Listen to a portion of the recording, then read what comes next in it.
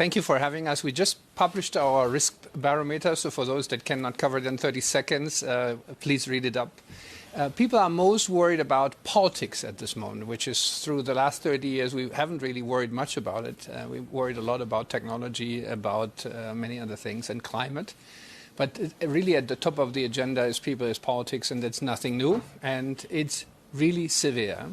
When you look at trust, which is the most important thing we watch for, our clients, our constituents really look for business to address these issues. Not for government, which is really scary. Unfortunately, also not to media. So this is the barometer. But what do you think is a risk? Because we still have high credit costs at this point. Yes. Talking to Kristalina Georgiev, when she was saying, look, inflation could reignite. She was calling out fiscal buffers that don't seem to be there after the largesse, after the last number of years, from a pandemic to energy costs soaring. So what do you see as the actual risk? I think actually going back to this point about in democracies, populations stopping to trust our governments, which is the biggest problem we see, particularly in Europe at this moment. You've seen recent elections in the Netherlands, you've seen that in France.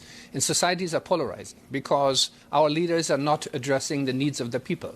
We have an increasing detachment of the political elite from the working class and the people that actually go to work every day. And that I see as the #1 risk for our societies. And remember, this year, a lot of people are going to vote.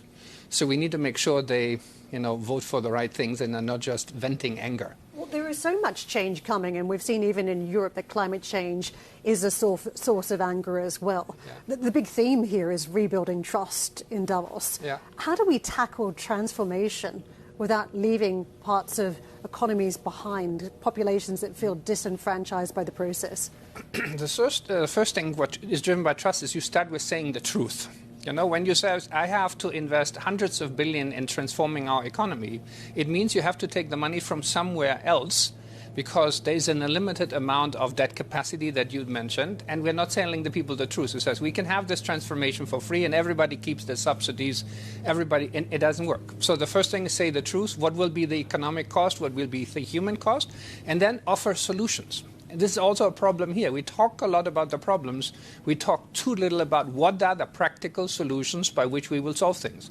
And one of the most important macro themes is we have to really stop spending money on consumption. We need to really invest in infrastructure. And that's very hard to do for a politician, I know, because you get elected on, promising money to people. But you have to say the truth and says we need to invest, and therefore we cannot fund your hobby anymore.